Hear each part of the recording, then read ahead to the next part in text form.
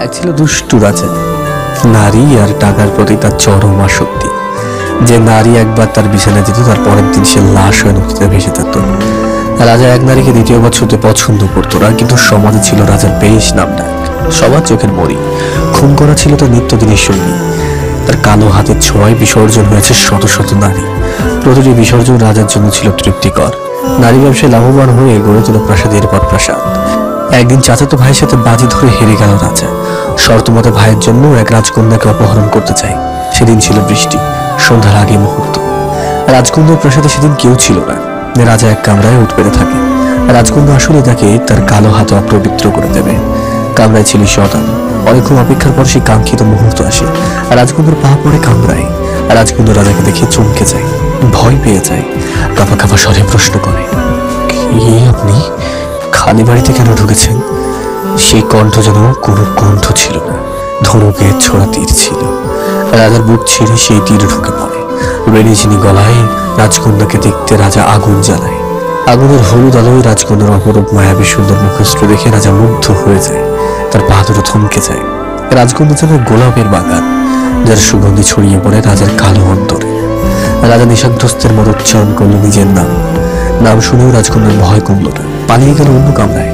রাজা কিছুতেই ভুলতে পারছিল না রাজকন্যার মুখ। তার চেনা পৃথিবী চুরমার হয়ে যায়। রাজকন্যার কামরার সামনে দাঁড়িয়ে থেকে মুহূর্তের পর মুহূর্ত। সেদিনে ঘটে গেল দুর্ঘটনা। রাজ্যবাসীর শূন্য প্রাসাদে দুষ্টু রাজা ও মিষ্টি রাজকন্যাকে একসঙ্গে দেখে ফেলল। রাজকন্যার গায়ে লেগে গেল কলঙ্ক। কয়েকজন অমানুষ রাজকন্যাকে নোংরা ভাষায় হেনস্থা করল। সেই দৃশ্য দেখে রাজার বুকে রক্তক্ষরণ শুরু হয়। সে নিজ প্রাসাদে ফিরে এক দণ্ডও শান্তি পেল না। তার চাচাতো ভাইকে তাৎক্ষণিক আদেশ করল, যারা রাজকন্যাকে তাদের মুখ দিয়ে অপমান করেছে তাদের যেন জিহ্বা ছিঁড়ে ফেলা হয়। যে হাত দিয়ে রাজকন্যাকে ছুঁয়েছে সে হাত যেন কেটে দেওয়া হয়। যে চোখ দিয়ে রাজকন্যাকে লোলুপ দৃষ্টিতে দেখেছে সে চোখ যেন উপড়ে ফেলা হয়। ভোর রাতে দুষ্ট রাজা খবর পেল রাজকন্যার মাতা সেই অমানুষদের হত্যা করছে। এতে রাজা খুশি হলেও রাজকন্যার মাতাকে নিয়ে একটা চাপা ভয় কাজ করে। কিন্তু বেশিক্ষণ রাজকন্যার মাতাকে নিয়ে ভাবল না। রাজকন্যাকে যে ভোলা যাচ্ছে না, তাকে যে করে হোক পেতেই হবে, নয়তো জীবন বৃথা। রাজা তার পিতাকে আদেশ করল, মায়াবতী রাজকন্যাকে তো চাই চাই, নয়তো সে বাঁচবে না। এই পৃথিবী তোল পার করে দেবে। রাজার পাগলামি দেখে অবাক তার পরিবার। সালিশ বসে। সালিশে সেই দুষ্টু রাজা রাজকন্যার মাথার তীক্ষ্ণ দৃষ্টি থেকে রেহাই পেয়ে জিতে নিল রাজকন্যাকে। তিনি এক কথায় রাজকন্যাকে দিলে রাজি হলেন। আনন্দে রাজার বুকে উত্থাল ঢেউ শুরু হয়। কি অসহ্য সুখময় যন্ত্রণা! রাজা এর আগে এত খুশি হয়েছে নাকি জানা নেই। যথাসময়ে তাদের বিয়ে হলো। রাজকন্যা রাজার রানী হল। নাম তার পদ্মবতী। ফুলের মতো পবিত্র সে, সদ্যজাত শিশুর মতোই নিষ্পাপ। রাজা ভুলে গেল নারীর সঙ্গের কথা, ভুলে গেল তার রাজত্বের কথা। তার ধ্যান জ্ঞান সীমাবদ্ধ হয়ে গেল পদ্মবতীতে।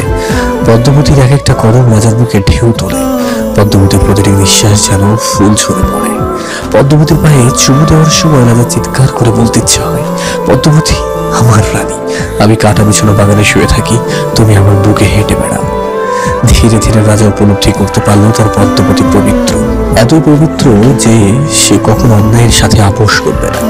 এই পবিত্রতা রাজাকে আরো আকৃষ্ট করে ফেলল। সেই সাথে রাজা ভয় পেল তার কালো অন্তরের খবর যদি পদ্মবতী জেনে যায়, তখন কি হবে? কেলেঙ্কারি হয়ে যাবে তো। ধরে বেঁধে রাখা গেলেও পদ্মবতীর ভালোবাসা থেকে বঞ্চিত হয়ে যাবে। এই বিচ্ছেদ সহ্য করার ক্ষমতা তার হবে না, নির্ঘাত মরে যাবে।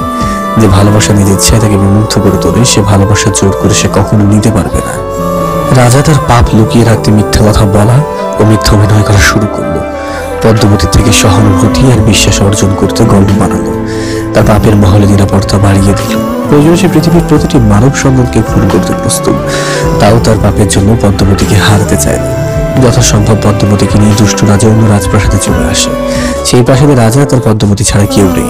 ভালোবাসার সোহাগ ও খুনসুটিতে ভরে ওঠে তাদের ঘর। রাজার দৃষ্টি ডুবে যায় একজনেতে। কোন নারী আর তাকে টানতে পারল না। প্রতিটি প্রহর পদ্মবতীতেই নতুন করে অনুভব করে নারী আসক্তি চিরতরে তাকে ছেড়ে গেল। কিন্তু নারী ব্যবসা রয়ে গেল। সৎ পেশার অজুহাতে অসৎ পেশার চলচল করে তখনও জ্বলছিল।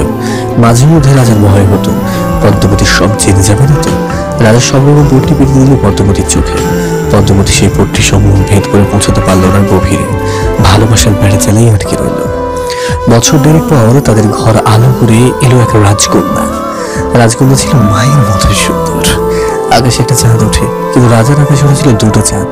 ছোট্ট রাজকন্যাকে দেখে রাজার বুকটা কেঁপে উঠল। তৃতীয়বারের মতো কোনো মেয়ের প্রতি সে ভালোবাসা অনুভব করে।